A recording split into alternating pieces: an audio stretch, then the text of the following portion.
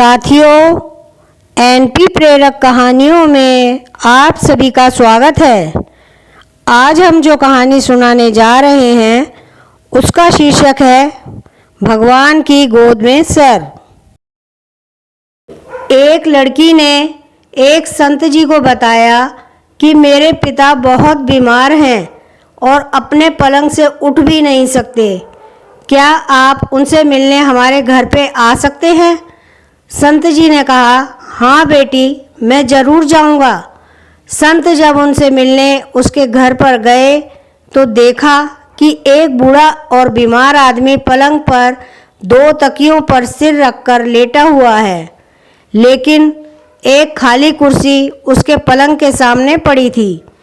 संत जी ने उस बूढ़े और बीमार आदमी से पूछा कि मुझे लगता है कि शायद आप मेरे ही आने की उम्मीद कर रहे थे। उस वृद्ध आदमी ने कहा, जी नहीं, आप कौन हैं?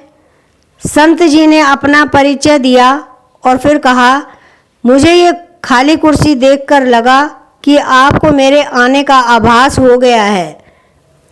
वो आदमी बोला, संत जी, अगर आपको बुरा ना लगे तो कृपया कमरे का दरवाज़ा बंद कर दीजिए।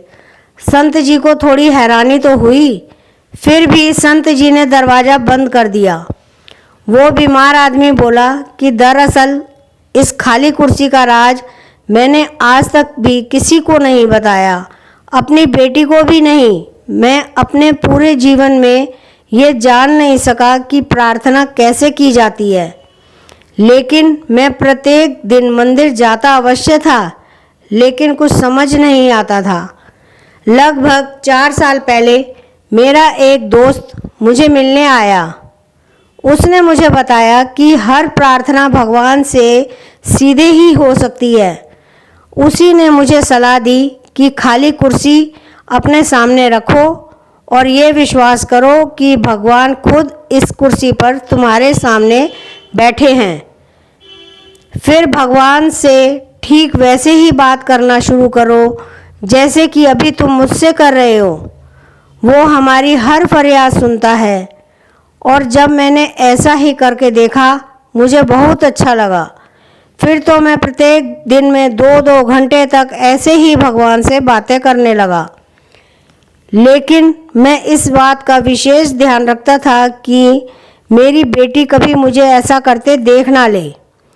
अगर वो देख लेती तो उसे लगता कि मैं पागल हो गया हूँ। ये सुनकर संत जी की आंखों में प्रेम और भाव से आंसू बहने लगे। संत जी ने उस बुजुर्ग से कहा कि आप सबसे ऊंची भक्ति कर रहे हो। फिर उस बीमार आदमी के सिर पर हाथ रखा और कहा, अपनी सच्ची प्रेम भक्ति को जारी रखो।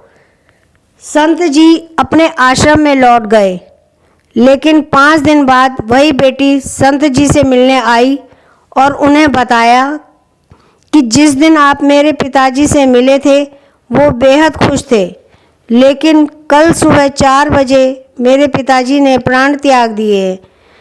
बेटी ने बताया कि मैं जब घर से अपने काम पर जा रही थी तो उन्होंने मुझे बुलाया, मेरा माथा प्यार से चूमा। उनके चेहरे पर बहुत शांति थी। उनकी आंखें आंसुओं से भरी हुई थीं, लेकिन वापस लौटकर मैंने एक अजीब सी भी चीज़ देखी। वो ऐसी मुद्रा में अपने बिस्तर पर बैठे थे जैसे खाली कुर्सी पर उन्होंने किसी की गोद में अपना सिर झुका रखा हो, जबकि कुर्सी तो हमेशा की तरह खाली थी।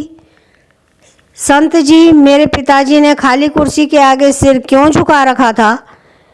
बेटी से पिता का यह हाल सुनकर संत जी फूट फूट कर रोने लगे और मालिक के आगे फरियाद करने लगे, हे मालिक, मैं भी जब इस दुनिया से जाऊं तो ऐसे ही जाऊं, मुझ पर भी ऐसी ही कृपा करना। यदि हम इसी तरह अपने इष्ट देव की गोद में बैठकर यहाँ से जाना चाहते हैं तो प्रत्येक पल आप अपने इष्ट देव की उपस्थिति को हर जगह महसूस करेंगे। एक दिन हमारी अवस्था भी अवश्य बदलेगी।